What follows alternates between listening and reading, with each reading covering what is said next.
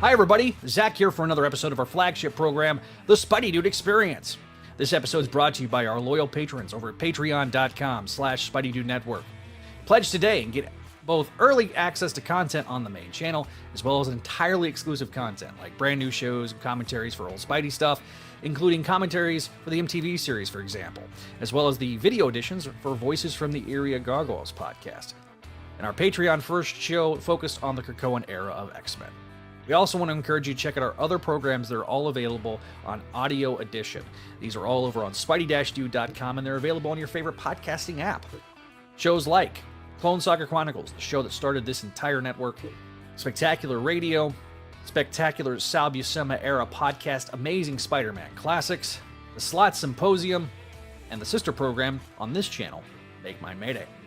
As always, be sure to hit the like button. It really does help us big time in the algorithm. And additionally, if you have topics you'd like to cover on a live show or in a recorded medium, make sure to leave a comment down below the description or shoot us an email at Spideydude Radio Network at gmail.com. Finally, make sure to join our community. Be alerted to all new updates by hitting that subscribe button and clicking on the bell. But to be clear, your viewership is more than enough for us.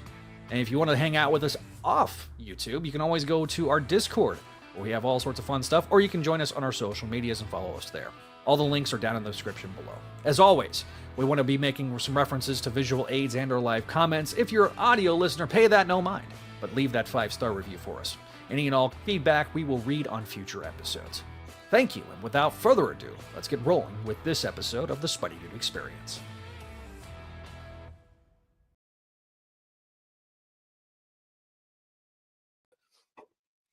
And welcome back, everybody, to the Spidey-Dude Experience. I'm Zach Joyner, your friendly neighborhood host of the show.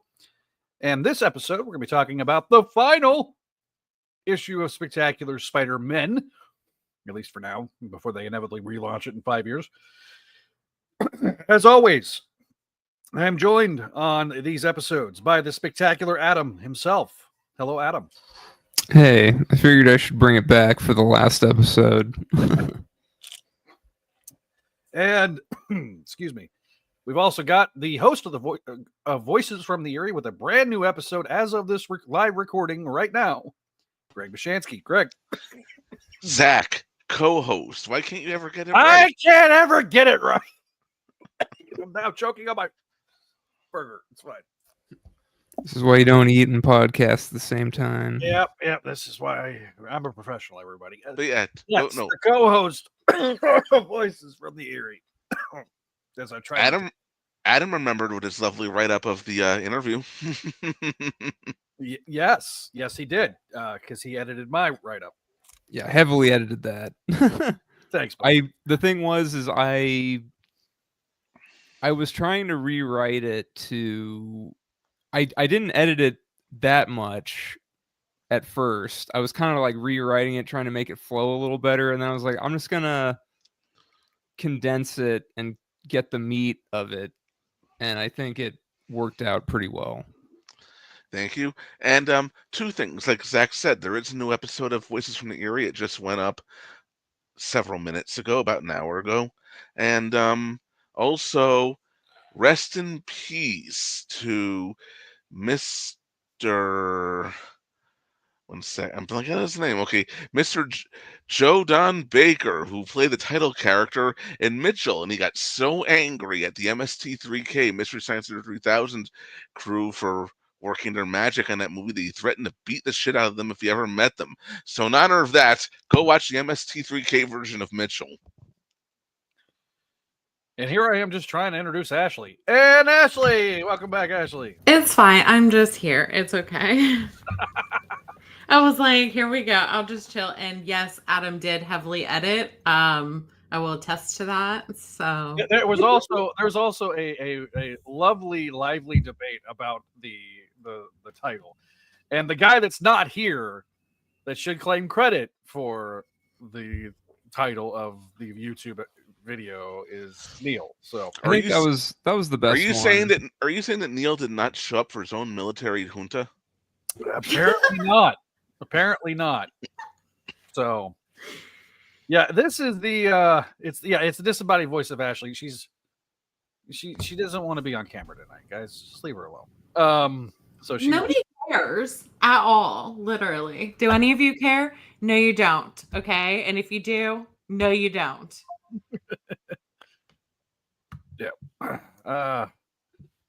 Hey, Ryan, I want to express my condolences to you publicly here on the show. He just lost his dad last week. So, my condolences also, Ryan.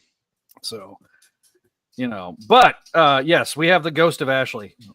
Ooh, spooky. Tricky one. I hope everyone watched or listened to our great interview with Greg Wiesman about this run of comics the other day. Yeah. Well, I was just thank you for my segue there, Greg, because I literally was about to talk about that. So last night we debuted the episode of the Spidey Experience, talking about this run from the perspective of Greg, and we also were able to get an advanced copy of this issue so we could fully discuss and dive into it. So I just want to kind of go around the room and kind of let everybody kind of give their thoughts about this and what they thought. I'll start with Adam. Adam, how did you feel about this particular interview? I thought it was great. Went really smooth, and yeah, it's really good. He made it easy. So I think it's one of our better ones. I'm going to concur. Greg, we've done this. I don't know the number, but we've done this a lot. The number is a lot. 26 times on Spectacular Radio and almost 60 times on Voices from the Eyrie. There you go. So, and then twice here on Spidey Experience. That's amazing. Yeah, we've talked with them a lot. 100 is coming soon. We're gonna get there. That's actually gonna happen with other comics too. So yeah, it's gonna happen. So I got to give a shout out to Neil, since he's not here, for this wild thumbnail inspired by Across the Spider-Verse. So, Ashley, what did you think? This was your first time getting to sit down with him, and did you? He was so lovely. Yeah, he was lovely. He was very sweet. Well, I gotta pull up the tweet because no. Oh, come on! You put the tweet out there for the public. That's fine. That's fine. I needed to ask the real questions here, so it was a hard hitting question, and it was. It just it also made me giggle. So if you're not following us on Twitter, sometimes you might miss things like this. So Ashley goes at Greg Wiesman. So the real question that everyone's been dying to know after our Spideydude Radio interview was, how was the wife's birthday dinner and what did you eat? And by everyone, I just mean me, probably because I'm nosy and love talking about food. Haha. So he responded as generously as he did. Hang on, let me find the where's Greg? Okay, I should have had this pulled up, being queued up, but I did not. I'm a professional, everybody. All right. So dinner was lovely. He had mozzarella marinara and pappardelle bolognese at Mario's. Oh my gosh. My grandpa's rolling over in his grave. Listen, at that butchery. I may be white and painfully white, and my ex-wife may be Italian, but I am not. So we know. It shows. I am pasty white. Okay, I'm so white it's painful. That's how white I am. Anyway, all right. So shout out. All right. So yeah. Every white guy from New York City is Jewish or Italian or both, even if they're not. That's probably fair. Yeah, no, I really enjoyed this episode. Getting the insight that we got was it's always lovely because Greg is a very giving interview, and he's going to give you. There's guardrails, right? But Waylon, why go on? Professional. So yes, I am so professional tonight. But there's guardrails clearly, but for the most part, I mean, he's very, very open, and he will give you his honest answer. And sometimes, I don't always see that with different and various creators that do interviews on a consistent basis. So, just shout out to him. We learned some things about like the process, I think, a lot, which was really nice to get that insight, because it kind of I feel like that. One of the biggest surprises for me was that Elementary was meant to be the third arc and not the second arc. The second arc would have been, well, the last few pages of this thing. Yeah. I mean, that was probably my biggest takeaway was what might have been. But but you and I both know. I mean, what did I literally said that damn open ending, to Greg, the day that, we got the issue from Marvel, and we're like, so I knew. So I'm gonna be interested to see the online reaction to this issue. It was interesting in the build up. I kind of went to different communities to kind of hype this thing up. I went to the Reddit community, the Spider-Man Reddit community, which, I was dodging bullets and mortars and felt like I was in a war zone, but it's fine. It's pretty much like Reddit be like that. Reddit be like that, and it's just like Twitter, But I just hope I got. We didn't get all the questions that we had gotten answered, which that's the only thing I lament. But that was just simply because of time constraints, but I feel like everything we did get was really invaluable, and so. Once again, I appreciate the people from our Patreon page that we got the questions in. I appreciate. They asked some very good questions. Yes, I was very pleased. So, I think we'll start doing that more and more. And shout out also some of those questions to Inquisitor Wordsmith, who I've actually seen around the block here and there. He's a pretty insightful and intelligent guy, so I actually appreciated seeing him in there.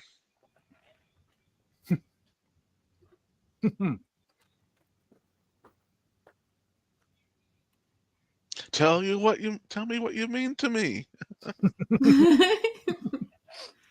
The grumpy old guy. We all know who that is. Which is Walter. Said, you went to Reddit and people think I am crazy. Respect. So, must watch for Ashley rocking red hair for the interview. Grumpy old guy says you got to watch it for that. Just for that, Ashley. Nothing else. You. Certainly not the rest of your outfit. Just the hair. Yes. So, so Greg, you just did the interview on Voices, and so we got twice the Greg Wiesman that we normally get. Yeah, we have Hen Dragon, which went up. We've already recorded Eye of the Storm, which is the next one. We're already preparing for next recording. So so far so good. So momentum is back. Seems to be. We'll see what happens. Don't jinx it. I'm going to shout out here. We'll do that on Voices from the Eyrie later. Also, we didn't have the chance to do that yet, but bit of a downer. One of our guests who we had back in February, recorded him back in February, Peter Morwood. Yeah. He passed away a few days ago. And very unexpectedly passed away. He was so sharp. He was so fast. He was so witty. I mean, I was shocked. Yeah. He was very energetic when we spoke to him. Yeah, I listened to parts of that episode, and because I still got to binge the show. I haven't had time. You're a busy guy, especially now. Yeah, like now I'm very busy. But it's got the hiccups, man. Yeah, no, I heard parts of that interview, and it breaks my heart. I'm glad you guys got the interview done, though. In retrospect, because that may have been, was that one of his last interviews he gave? I don't know. Could have been. Wow. So I would love to get his wife on. Diane wrote some really cool Spider-Man novels. Yeah, Spider-Man novels back in the day, back in the 90s, and the Venom Factor was one. Yes. I Lizard Sanction, and there was a third one. I forget the title. Octopus something Octopus. I think that was the Doc story. So I learned today that you can get Tom Hardy's Venom as turn-by-turn directions on Waze. So if you have not done that, it is entertaining. You can also make your little emoji person into Venom as well.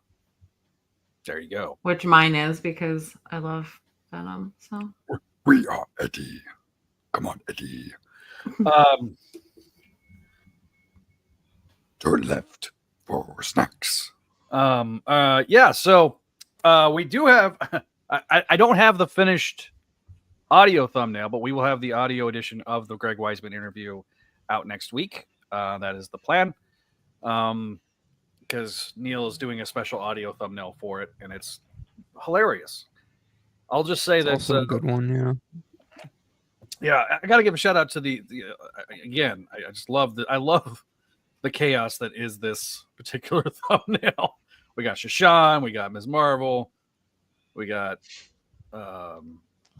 Elementary, we got Greg, falling back in his chair. We have a more accurate picture of Greg than the last thumbnail. Yeah. For this is the old picture of Greg, which is like 10 years ago. Greg looks mostly the same. It's just, a little bit more facial hair and yeah. So, but Neil was like, can we get a new headshot of Greg? And so then I started scouring the internet and I found that one. So we had a great time. I got to give a major shout out to the guys at Marvel. And I know this is going to sound like I'm just kissing ass, but Anthony Blackwood and Nick Lowe were really great about helping us. They were really great back and forth. We've kind of done a little bit of stuff with Anthony going back to the last interview we did with him. It was funny. I think it was right around issue 11 maybe that I reached out to Greg to do hey, we want to do a 1 year later type thing. And he's like, well, 15's the last issue. We're like, well, crap. So we kind of knew to peel back behind the curtain now that this was coming, and then obviously solicitations hit. So, but we just didn't feel like telling the whole world, oh yeah, the book's ending, because that we don't want to tank the book. At the end of the day, we want everybody to go buy the book. And I gotta say, I think the last two. Well, issues, maybe that would have helped. Maybe people would have bought the book if we said, "Hey, this is the last issue." So it wasn't our news to give. That was confidential. True. It's one of those things where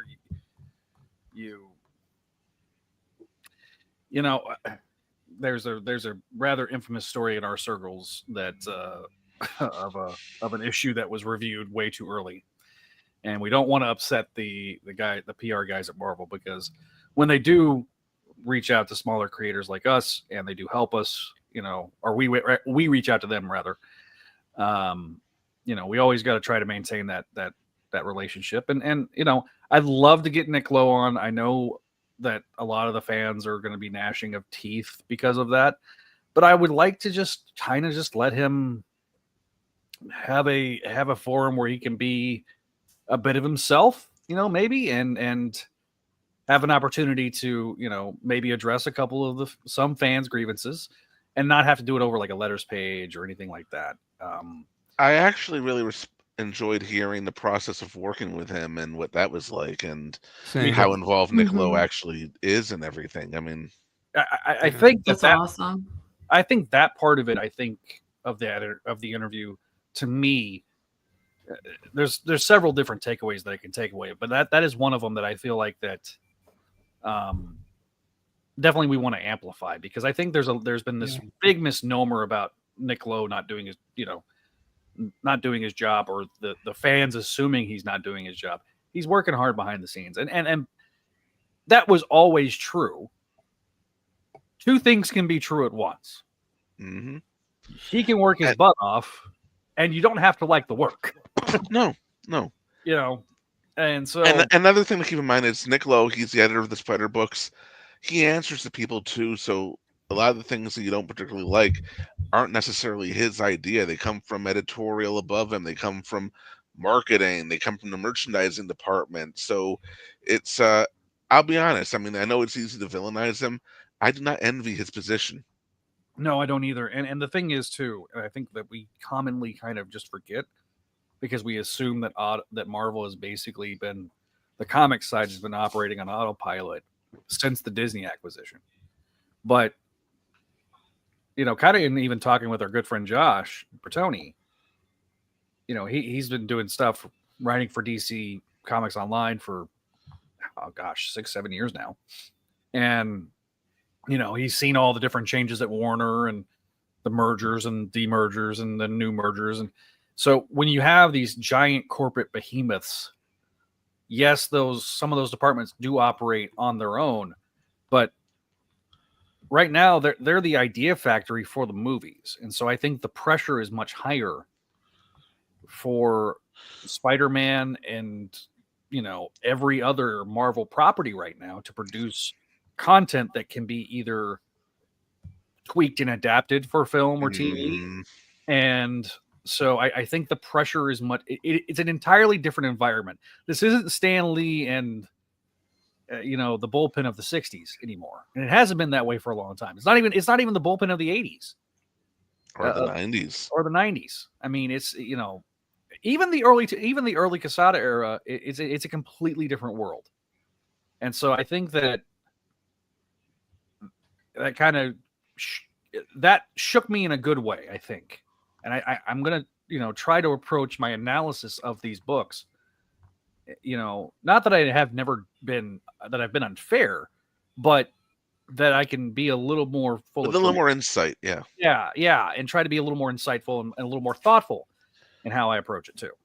In my experience, and I'm just as guilty of this as anybody, we fans sometimes like to look for an obvious villain.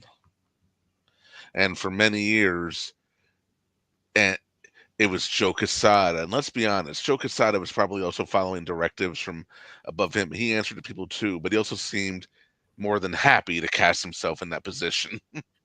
As a wrestling fan, there's a promoter, or not really promoter. He was the vice president of WCW during the end of the Turner years. And his name was Eric Bischoff. And I've quoted this phrase a lot. Controversy creates cash, right? The more controversy you can generate, the more eyeballs you can get on your product, the more that was very much the 90s in general. Think about Jerry Springer. Think about, 90s Extreme X-Men, Yeah, all but that eventually burns itself out. Like, I've been barely reading any mainstream Marvel or DC books. I've been reading this. I've been reading a couple others here and there. And, but at the same time, now that I'm coming to the end of this, I'm thinking, oh my God, am I never going to podcast out Spidey again? I'm going to miss it. So there's a part of me that's thinking, maybe just for the sake of hanging out with you guys, maybe I am going to read a little bit more. Woo! That's exciting. I mean, he's got to catch up on Ultimate. So he's almost caught up. But I'm not committing to Ultimate. I might do ASM just because at the end of the day, that's still the world I know. That's true. I got to give a shout out to Venkman for saying Ashley looked awesome during the Greg Wiesman interview. She did. Thank you. And indeed she did. She always looks better than the rest of us. So I think I said something recently about how the only people on the network with faces for television are Ashley, Kelly, and Jennifer. And then Zach pointed out, yeah, you picked the woman. Yep. I mean, I got a face for radio. That's why for the first 15 years I was, faceless. I was told I had a sexy voice. Better than mine. Yeah, well. You have a lovely voice, Greg. Don't discount your dulcet tones. All right, so we are 24 minutes into the episode. Let me have to pull open the comic because aren't we prepared? Well, hang on. To be fair, I had not made it to the comic shop, so I'm going off of our review copy that we got sent. So, all right, we and Neil was not here to give the recap. So, we are at Chapter 8 of Strange Love, Gone Girl Found Family. Greg Wiesman's the writer. Andres Ginolette is the artist. Edgar Delgado, color artist. VC's Joe Caramanga is the letterer. So, meanwhile, at the Arcadium, we have Juliet Marcos, a.k.a. Elementary, the android of the love of her life, Anna, still torn in half with the remnants of the Arcadium. We have a silent panel of Juliet reflecting upon everything that has happened, at least in the last couple of throughout the entire series. A single tear falls down her cheek. We go to then, at the Coffee Bean, we have the Spiders talking with Shashan and Billy Shakes and Seymour Kepps. So Sierra Sinclair, the therapist, she is really worried about the fragile state of herself. And Max, who apparently he's like, you have to find her. You can't let anything happen to her. Poor Max. You're going to get a rude awakening soon. So we then get to the now present day, where Peter's like, this isn't working. They can't figure out because with the nature of her power, she could be anywhere. So they enlist some friends. So we get a montage of cameos. We start with the Human Torch and Johnny Storm, Ben Grimm the Thing, Valkyrie, aka Jane Foster, Night Mask, aka Adam Black Evil.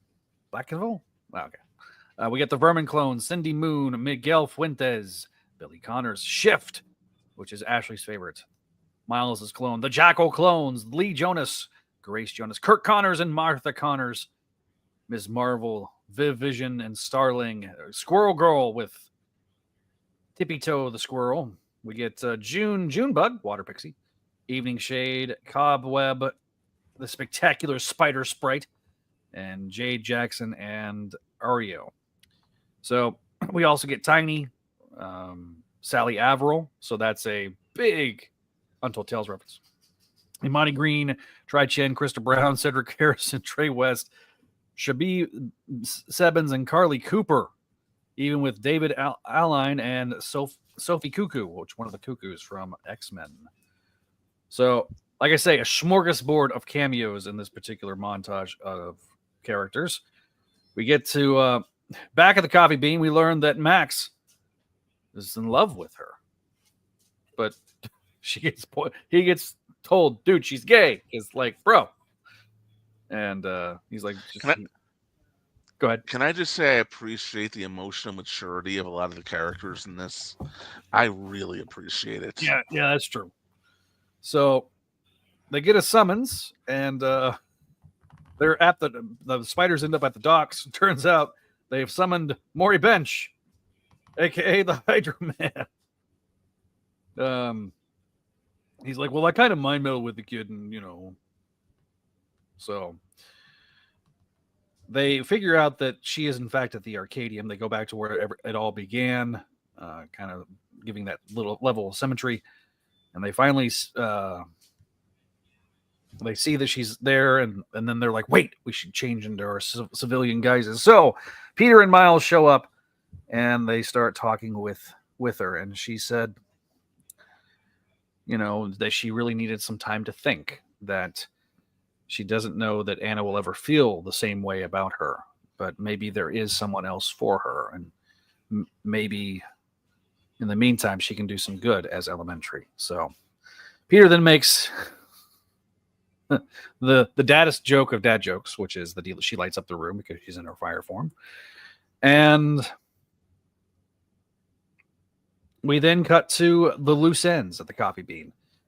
At Empire State University, Anna and Ricky give Juliet a hug. James Evans, the principal, goes to Brooklyn Visions Academy and talks with Miles, and Miles brings in Billy Connors. So Billy Connors is now going to go to Brooklyn Visions Academy. We get a scene between Seymour Kepps and Peter Parker with Raymond Aaron Warren. Meanwhile, the Electros, we couldn't forget them. We got Max and Francine, and they're talking amongst each other. We kind of talked about this scene where, he thinks it's going to be faster to go through the bridge, and Maxine's like, I'm speaking to the New Yorker. No. So Miles Warren is still trying to get Hammerhead to work with him. Miles has now become like he's been cloned. He cloned his brother. The Arcadium is thinking that they're going to do Arcadium 2.0. Turk is like, I like it. And then Nave is inside Turk. Yeah, Nave is inside Turk, which that's not going to end well. We get Deke getting something for the lizard. So we get a full splash page of the lizard. At the bar with no name. At the bar with no name, yep. He wants a mezcal, which I thought was interesting. And then we get to the next Wednesday, which the Coffee Bean is closed for a private party. We have pretty much the entire sprawling cast in a 2-page spread. All 24 members of the supporting cast. Wait a minute. Hang on. Did you count them, Adam? I was hoping he did. No, I'm just guessing.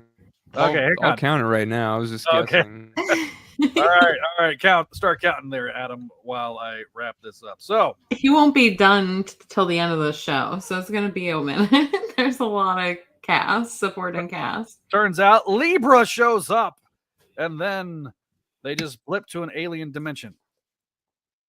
The entire Coffee Bean. So I have no idea who Libra is. Don't tell me right now. You can tell me throughout this later, but yeah, I have no idea. This is where I wish Neil was here, because I think he actually knows who Libra is. So, certainly it is a story, a tall tale for another day. So if you want to hear it, stop by the Bean anytime. If any time is at Wednesday at 4 p.m. Order a Parker and become a regular. Use the app.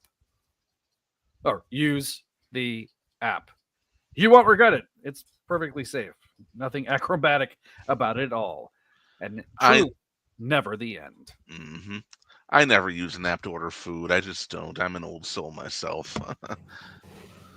Me using an app, or tried using an app to get food, and that's why it was taking me so long to get it back.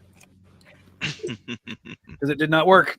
So, I will read the letter from Nick Lowe.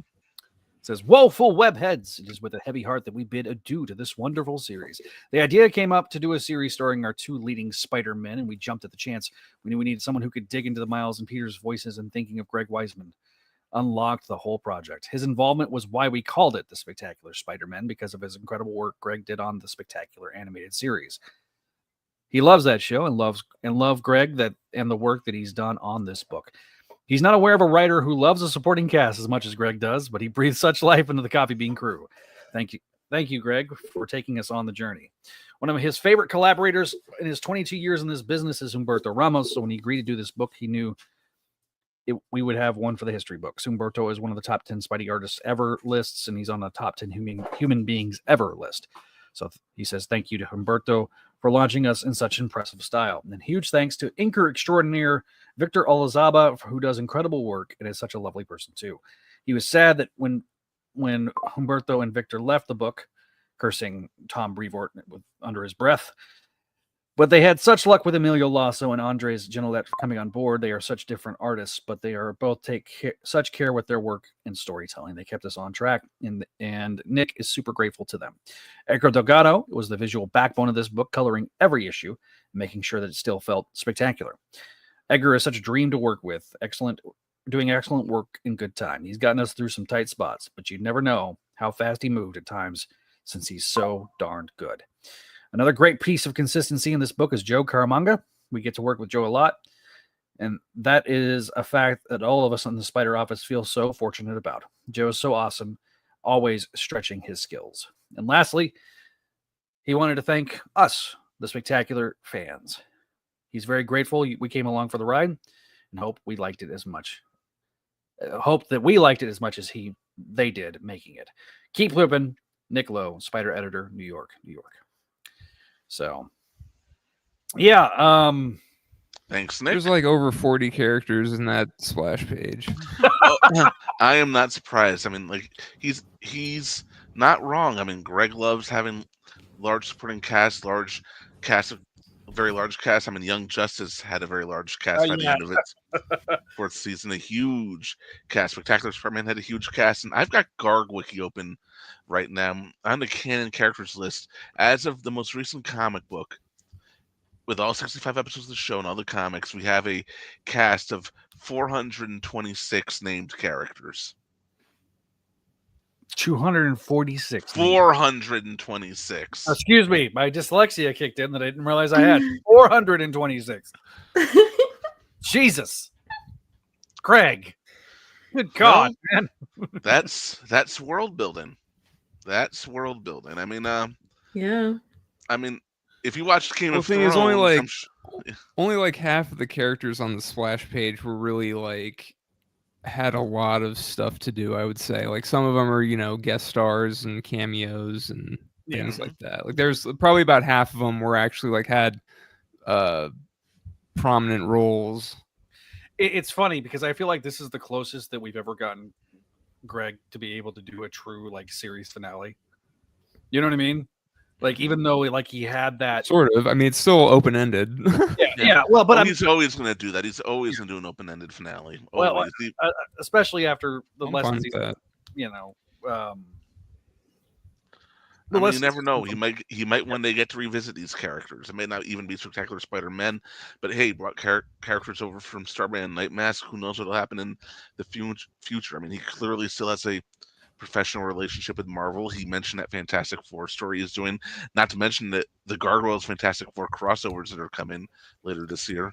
getting to become the first person to write both Dynamite property and Disney, the other Disney property, obviously Marvel, together, which is really cool.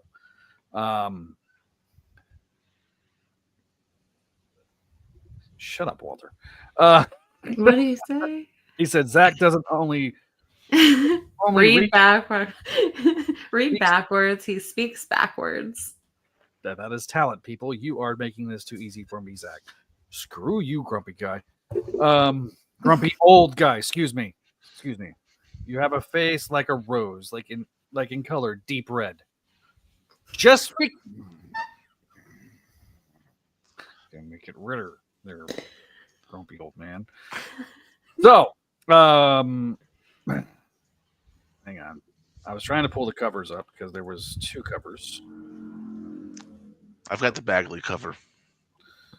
Yeah, I'm pretty sure I got the Bagley cover myself. Oh no, there's only one cover. It was just the Bagley cover. Oh, cool, just the Bagley cover. Then I've got the cover.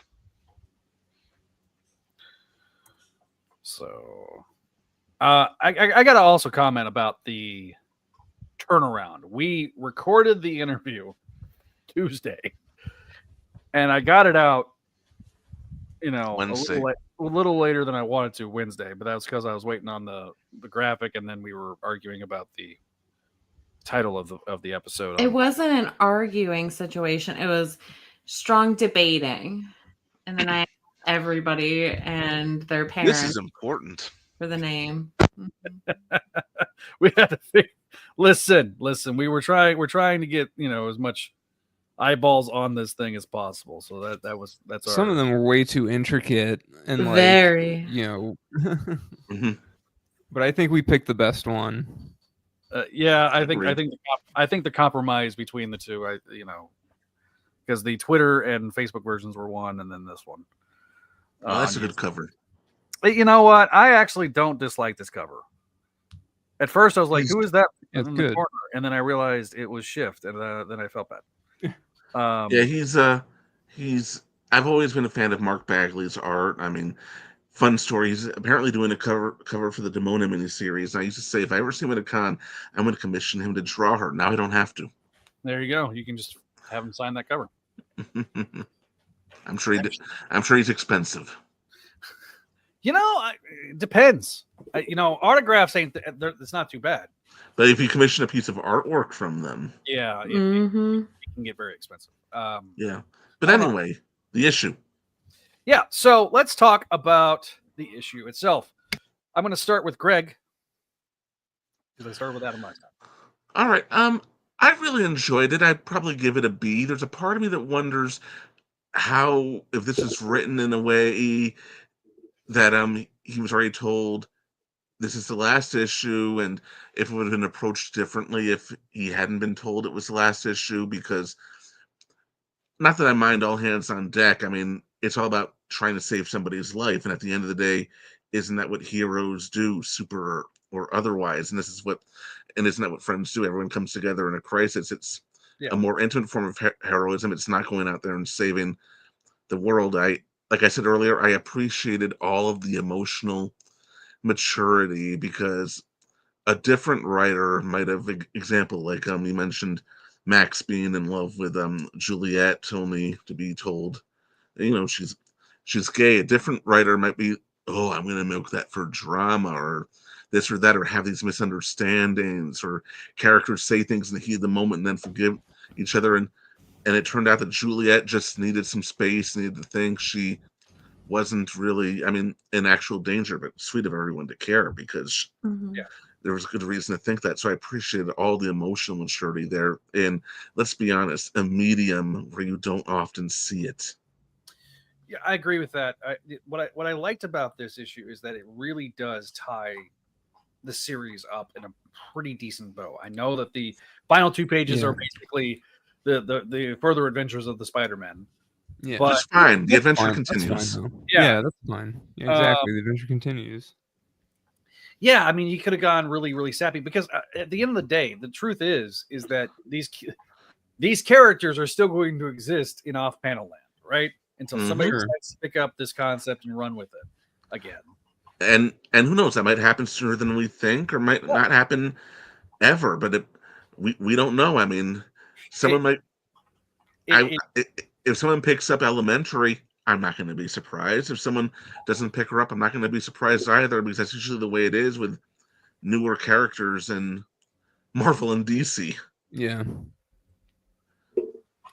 Yeah, I don't disagree with that. I think the fact of the matter is that, you know, do I wish we would have gotten that 3rd arc so that way we could have finally gotten this story? Sure. I am interested. I totally forgot about the dude in the hat and the glasses. Yeah. I was like, oh, that's from the web thing. Which honestly makes more sense now. Yes, that it was going to be the next arc. That it was going to be the next arc, that they ended up switching it around. Yeah. So, and I wonder, did they switch it around because the whole different dimension thing was too soon after? Maybe, yeah. What Zeb Wells did with MJ and Paul. Well, he was saying, he told us something about that like, oh, it was too similar to something that was happening. Maybe would have been that, I guess. But we've been past that for a while though now. Well, I guess it was maybe still kind of fresh at the time. I don't know. Well, because I mean, we don't know how long. I don't remember how long it was. I mean, he got approached, I think, around July before. Yeah, I remember they announced it in in December of 2023. November, 2023. And then yeah, like November, December, and then. But Nick Lowe might have still thought it was still too soon after that major event. Yeah. Where the Spidey books are now. Yeah, I mean, and so. You know, I will say that it is, like I say, I thought the artwork is pretty strong. I liked the cameos. I liked all the caption boxes. I know that's what Ashley liked, but I'm going to assume that's what Ashley liked. But let me get Ashley's thoughts. Ashley, what do you? Let me finish one thought first. I was going to say Greg can finish, and also don't tell me what I like about this issue. I will tell you. Yeah, don't do that. Let her do that. Ashley can speak for herself. But anyway, there was one scene that stuck out at me, and it was a line from Hydro Man, which I thought was shockingly dark, about occasionally having considered dissipating himself in the ocean. That was that's pretty morbid to think about. Mm-hmm. But we've also seen that. At the same time, you think, you know what, a guy like that, the thought probably has occurred to them. Well, you've also seen that with Sandman a lot too. Yeah, very similar type of situation. You know, I remember Zeb Wells exploring that with Sam Keith on art at the end of the Peter Parker, the first volume of Peter Parker, or really the volume of Peter Parker in general. Peter Parker Spider-Man, adjectiveless Spider-Man, right. The McFarlane Spider-Man, I guess. Gotcha. But yeah, no, that is a very dark point in the scene. Very adult theme. At the end, so further thoughts, Greg, and then we'll jump to Ash. Well, I also appreciate his focus and how mental health has actually become a thing for him and a theme in his works, because I'm going to reveal something a little bit myself about 9 years ago, I went through severe crisis, and I've been in therapy since then. I'm doing a lot better, but I told him about that long after the fact, and even though my crisis had passed, he still gave me a very needed pep talk. So that was much appreciated, and I couldn't help but think of that while reading this issue. I've had my I've had my own mental health struggles. There's been I've had some dark days, but it is absolutely such a huge theme, and I think it just resonates with a lot of people. I think when especially what we've seen over the last 6 years, truthfully, with COVID and the collective trauma that we now all carry.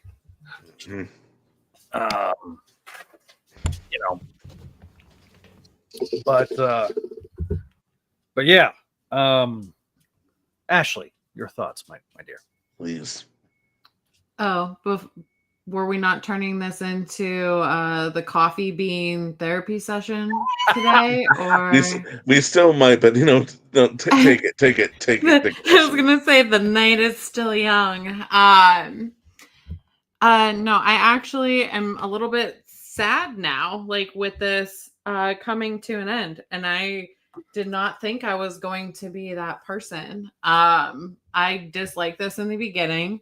As it had progressed, I've now really started to enjoy it these last couple of books that have come out. I really enjoyed this book.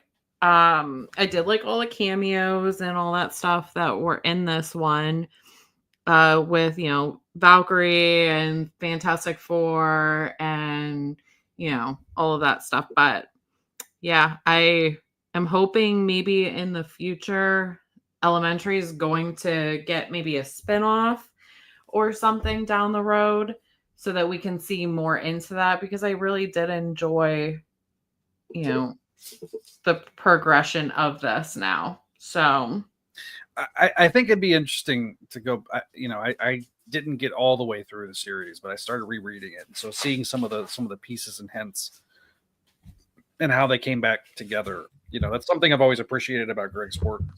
Yeah. In terms of what, in terms of like go on. In terms of like the rewatchability of like his TV shows and stuff. Mm-hmm. And you're always going to catch things. Yeah. And so I just kind of feel like it's very similar here.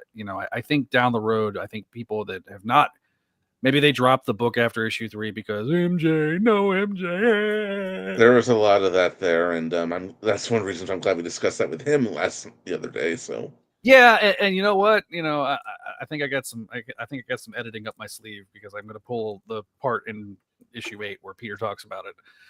Because that was something I kind of I've forgotten about, truthfully, and but yeah, I'm glad we actually got that question out. There were certain questions that I knew we had to ask, just because I think that was something that needed to be. Yeah, agreed. As for Elementary, I hope she gets a Marvel Legends figure. Yeah. I mean, we've already got a Francine. We got Francine here, and she's fun. I like fun. Francine. And then she also has a good sense to know not to take the tunnel. Don't make them kiss. Don't do it. Yeah. Make the sparks fly. Make the sparks fly. Kiss. My coworker, her son also collects like action figures, and she's like, "So your dolls?" And I said, "No, they're highly articulated action figures. They're not dolls." That's the easiest way to trigger an action figure collector historically. It's probably not going to change. There you go. That's a doll. Okay, yeah. But anyway, Ashley, do you have any more thoughts on the issue? I like the tie-up of the loose ends, even though he leaves stuff open-ended. I very much appreciated that, so it wasn't like I'm completely wondering about things, even if they were a little bit open-ended for parts of it. But I think it was wrapped up pretty beautifully, honestly. So I like the art. I liked all the cameos. It made sense to have all these supporting characters and stuff in this issue as well. So yeah, except for the paramedics that Nick Lowe finally put his foot down about. I know we were hoping to get those names, but alas, they are unnamed. But we did get a little bit of, insight on that with our interview, which I would spoil it, but I would say just go check that out anyway, so you can find out the paramedics' potential names. There you go. Yeah. The link will be down in the description below. Like I say, audio for those that are watching live or after the fact. Audio edition will be out next week. Yeah, man. I'm legitimately bummed. Legitimately bummed that this series is ending. I am too, and I'm surprised that I am, but I actually really am bummed now the way that it has taken a huge turn for me. So moving forward, if this does come back one day down the road, or there's a continuance or a spin-off or something along those lines, I definitely will check it out, because these past few issues have been truly my favorite. So Greg won her over. I wonder if there's another book that Elementary could possibly join. I mean, she's a magic user. Doctor Strange, something else. Is there anything else out there that I'm not aware of? There was a Strange Academy book that was running for a while, but I think that ended before the whole One World Under Doom. I think there's not going to be much going on magic-wise until this Doom stuff is resolved, so to speak. So, which... Never underestimate Marvel to milk something, completely bone dry. I mean, how many? I mean, on the one hand, and a little bit of a tangent here. On the one hand, you know what? It's Doom's going to be the villain of the MCU starting very soon. So, of course, synergy. On the other hand, historically, Doctor Doom is the big bad of Marvel. So, if anyone should be headlining an event like this, it is him. That is true. That is true. I mean, he's the one character that both straddles the magical and the scientific beautifully and perfectly. We'll see what Robert Downey Jr. brings to the role whenever it's on the big screen. Did anybody here besides me watch Thunderbolts? Not yet. I did. Definitely stay after the credits. You got to stay through the credits. The post-credit scene is actually apparently the longest single post-credit scene in MCU history, which is saying something. But yeah, it definitely sets up. I think it's gonna.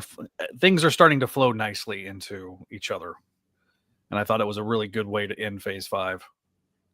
But yeah, so I had to bring that up because there's some stuff cooking behind the scenes, semi-related to Thunderbolts. So, we have not given grades. I haven't given my thoughts. Adam, give your thoughts.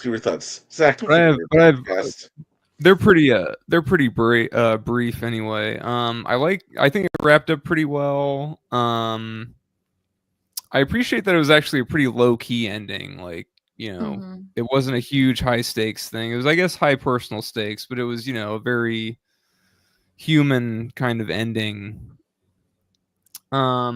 Art was solid. The one thing I almost feel like, I like the cameos, but I want to see those script pages, because it's probably just panel 1, Human Torch and thing are here, and name tags, and then panel 2 is Jane Foster Thor, and etc., and that goes on for how many pages? 3. Yeah. Anyway, I was amused. So Great. yeah, I like the book okay. I don't think this is my favorite issue of the series, but I did like the open-endedness of the ending, and I am kind of oh, now I want to see the teases for stuff to come is actually kind of interesting. So now it's well, I guess we'll see that someday, maybe. Anyway, it was a pretty solid ending, and considering the circumstances, yeah, I think it was wrapped up well. Grade, sir?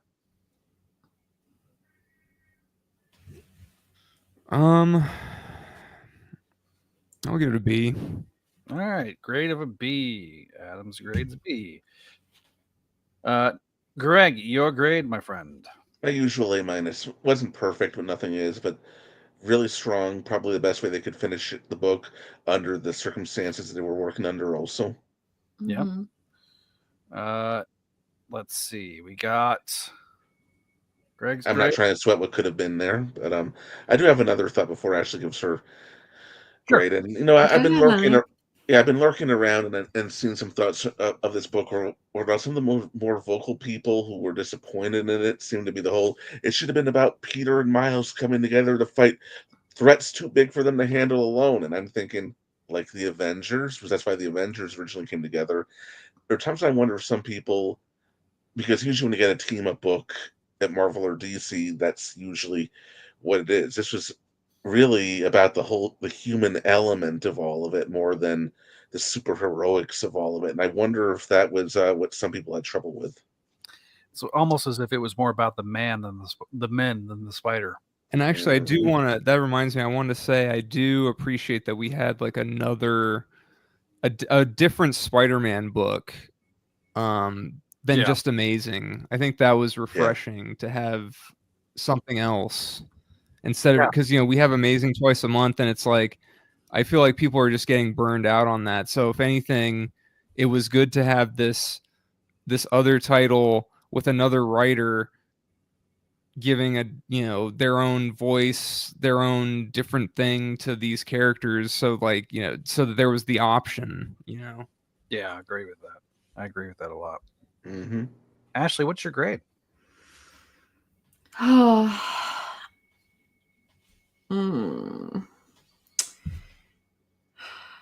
Don't make that face, Zach.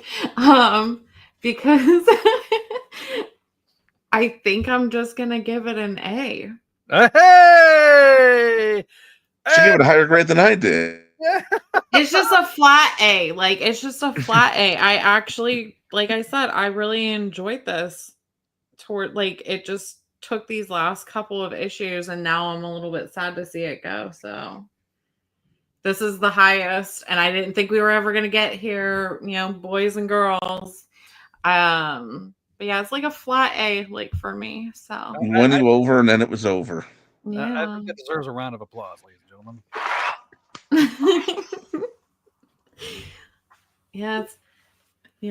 I think that's it. Yeah, so my grade is going to be very similar to Mr. Greg's. It's an A- for me. I think the artwork was pretty strong. I didn't see really any issues with it. I liked how it tied everything together. I think the symmetrical element of we started with the Arcadium, we kind of end with the Arcadium, and the growth in full circle. Yeah, very much a full circle moment, and the growth of the characters. I think that the characters did have some growth moments. I think that this perfectly encapsulates a slice of life comic that we just don't see anymore. And I'm kind of dovetailing off of Adam's thoughts, is that the slice of life, this happens every Wednesday, just the novelty of it, the fact that it's something different. And say what you will about Marvel publishing over the last 10 years. I remember thinking something similar about Tom Taylor's Friendly Neighborhood Spider-Man trying to be a little more different. And I think that there is an effort trying to be made to do things that are not in just the usual realm. And, I think it was, I think there was an energy that Greg brought to the writing overall. And you can kind of tell in just how he was talking about it in the interview yesterday. And so I'm optimistic about this book. And I think I can get, at the end of the day, we asked the question, I think we did this after the first episode, giving this book to somebody completely cold. If you sat there and got the 3 trades that this is going to have and said, here, just read this book, I think you can give it to anybody. And by the end of it, they might be a little confused, but by the time they get to the end of this run, I think it tells a pretty complete story. And considering how, I mean, we heard about Starbrand and Night Mask, and you know, we know about the Gargoyles season 3 stuff and all that stuff, and Spectacular Spider-Man and Young Justice. We're season 5, Greg. Maybe now that it's HBO. Where is season 5? Maybe now that it's HBO Max, because that's the news today, that they're going back from it was HBO Max to back to HBO Max, because Almost like the company is run by a moron. Although the Superman trailer freaking slapped. Okay? It did. I cannot wait. That looks great. I kind of feel like it's 2008 all over again a little bit. You know, that year we had Iron Man and then we had Dark Knight. Mm-hmm. And they were both great. Both of them. Both were great in their own way. I'm hoping that Fantastic Four and Superman are going to be just as great. So, you know, to dovetail something off of something you both said about how it was nice to have a book with its own identity. I remember back when and this is not going to be brand new day bashing, I promise. It's I remember when it was announced that they were going to just cancel the satellite books and just do the same book 3 times a month, so you'd have that consistent story, the character on a consistent linear trajectory. And we all thought, okay, that makes sense. This could be interesting to try. And I'm not going to talk about how it was executed, but whether it was executed poorly or badly, I think that something was lost when they did that. Yeah, I agree. I think the thing is, I think this book shows, and like other Spider-Man offshoot titles show, that like it's a good idea to have a book from, you know, the Peter perspective or whatever that isn't amazing. I think maybe, you know, we've had like, it's almost been solely amazing for nearly 10 years. Well, no, it's been like, you know, 15 years or whatever. We haven't had too many. It's mostly just been Amazing Spider-Man. I think maybe it is kind of time to give other writers a shot to do a Peter book that they want to do, that's still like, you know, on the peripheral of what Amazing's doing, but it's like, you know, in continuity, it does its own thing. And hey, maybe they do crossover stuff like they used to do in the 90s and etc. I don't know. In the 80s and 90s. I mean, I wouldn't want to go back 80s. when they were doing the 90s, where to be continued in Web and then part 3s and Spectacular, and then well, I could see them maybe just like if they did Gang War, you know, like you could like Gang War as an example, like that was an ASM mainly, but then they had all the offshoot titles, but for like not for Spider-Man, but like imagine there was an Amazing and a Spectacular, and like then you have the 2 writers of that kind of like, oh, you know, in ASM I want to do Gang War, and it's like, oh, like, well, okay, like, you know, and I want to maybe tie it into Spectacular. It's like, okay, well then they can, you know, bounce ideas off and do that and see like what whoever's writing Spectacular at the time does with the concept, you know. I don't know. I think that option now is worth exploring, since, you know, we've had that now a couple times, and yeah, I don't know. I just think I think like, you know, just having Amazing all the time it was good maybe for a while, but it might be time to break out of that. Yeah, maybe I kind of get the feeling after 1000. I think the time for that will be, you know, in a couple of years when they do 1000. Because here's my thing. Truthfully, what has to happen, in my opinion, is Amazing's got to go back to once a month. You do a Spectacular for the secondary title. But most importantly, you bring in 2 really strong writers that can complement each other. And I don't know whom that would be, but I think that if Amazing is no longer this just marathon, that a book like a Spectacular can really, I think, succeed with strong writers, and just, you know, and don't panic when the sales of one title or the other start to slip.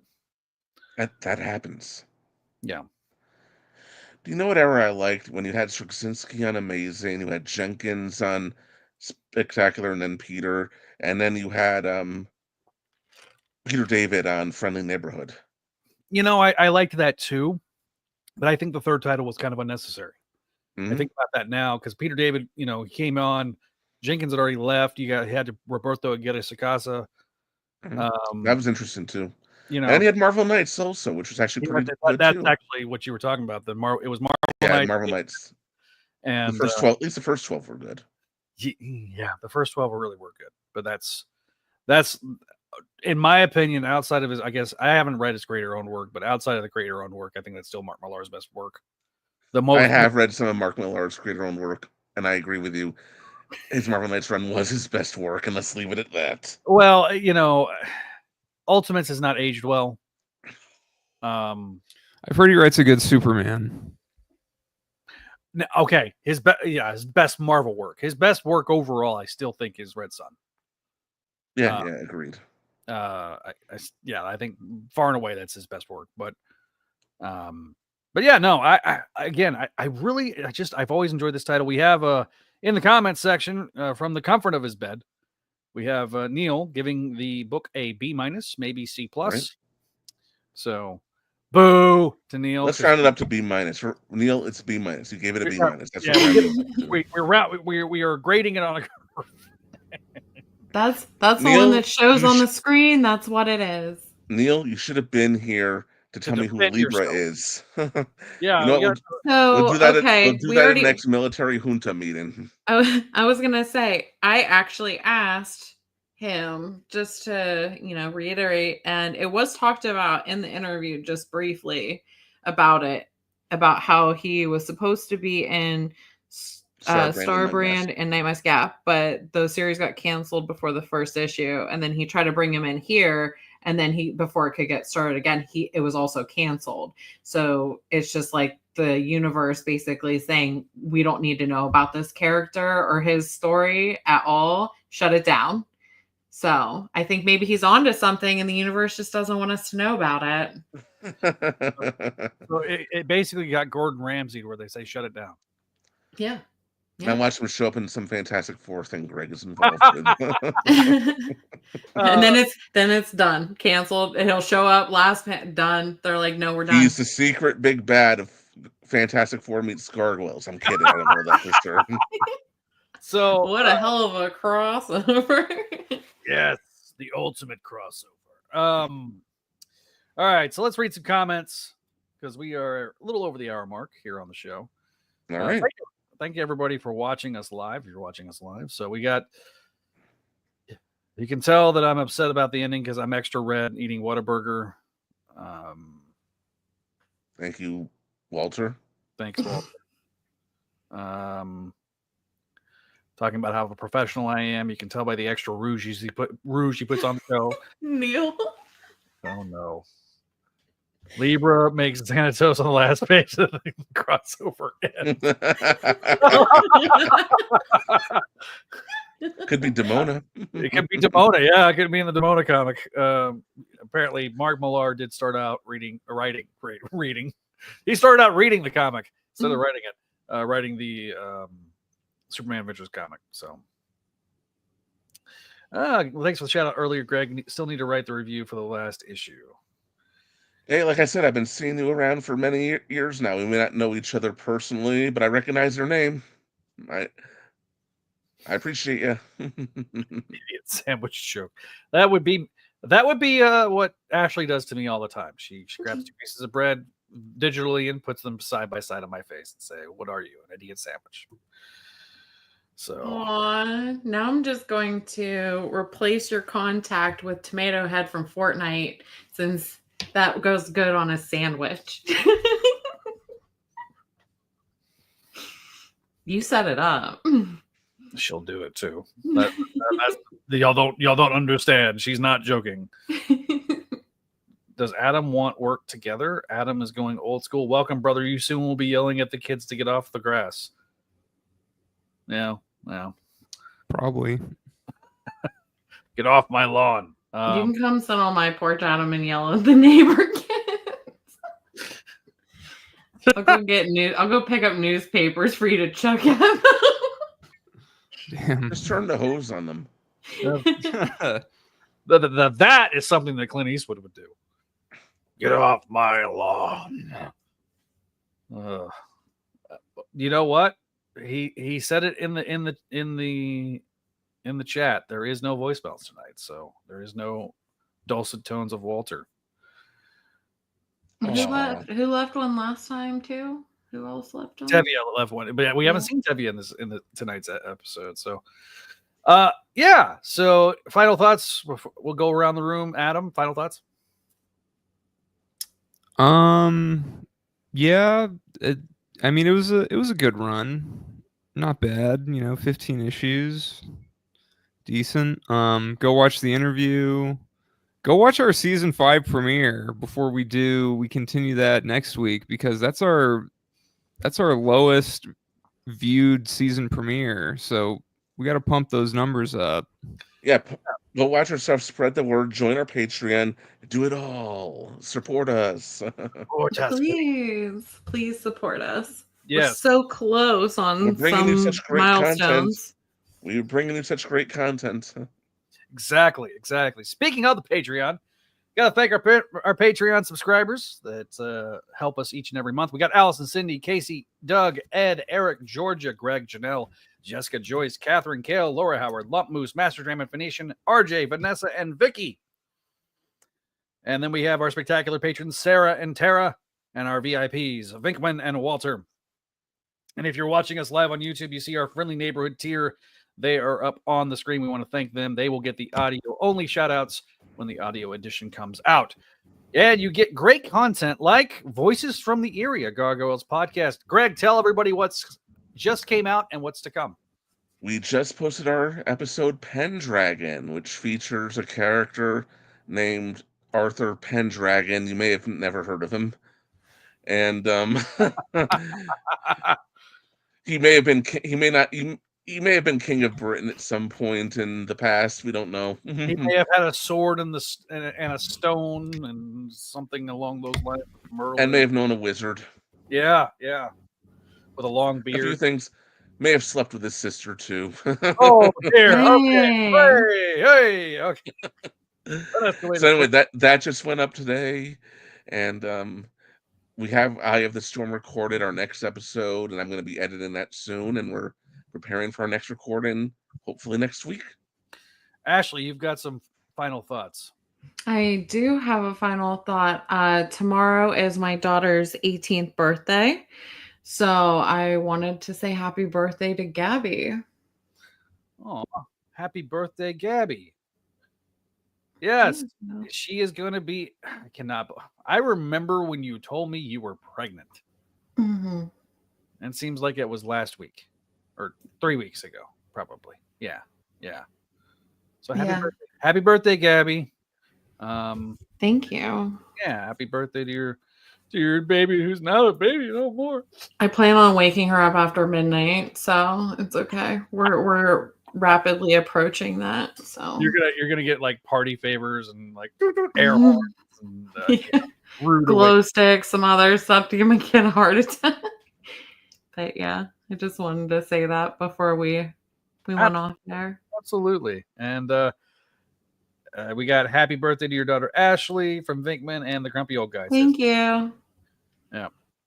Arthur Pendragon, King of the Britons. WTF, Craig. Can do my Shatner without hurrying. Slightly anticlimactic. Oh, all right. Anyway, so we got our Vault Series ASM Classics. Oh, crap. I forgot I can do this.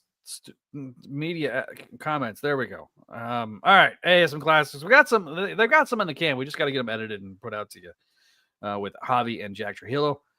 We've got Clone Saga Chronicles and Spectacular Radio, our Vault series. We have Make My Mayday coming out later on tomorrow. We are going to be interviewing longtime superfan of the Spider-Girl mythos, Frogoat, hailing from the great land down under the land of Oz. So it's going to be me and Kelly and him talking about his journey as a Spider-Girl fan. He's been one of the guys that's kind of been a bridge between the Reddit community and the old message board community. So it's going to be a lot of fun there. Sabisema Era Podcast is going to be picking back up where they left off after Maximum Carnage. So more to come on that. And of course, as Adam mentioned, our season premiere of the Spideydude Experience. Go watch it. Get caught up. And then come back next week as we cover issues 3 and 4 of The Amazing Spider-Man by Joe Kelly with Pepe Larraz on the art, which, even if you don't like the writing, the artwork is still pretty gorgeous. So, and more Books of X will be dropping soon. It is part of the perks you get over on the Patreon page. So if you haven't already, like, share, and subscribe. Be sure to find us on the social medias at SpideyDude Radio, at SpideyDude Network, or at SpideyDude Radio on Twitter, at SpideyDude Network on Facebook, Instagram, Threads, TikTok, basically anything that has a streaming or social media service, we're on it. Please come find us. As Ashley interrupts me. Thanks, Ash. And then, of course, if you're listening to the audio edition and you have not subscribed to our YouTube channel, you're missing out on all the audio and visual aids. So you got to go do that. And if you want to be like Walter, who didn't leave a voicemail tonight, you can always leave us a voicemail at 818-925-6631. That is the voicemail line for the entire Spidey Radio Network. So if you want to leave a voicemail for maybe Voices from the Eyrie, or a voicemail for Sabisema Era Podcast, or a voicemail for Make My Mayday, you can always do that over on our voicemail line. So thank you guys for watching. If you're watching us live or after the fact, we'll see you next time here on the Spideydude Radio Network.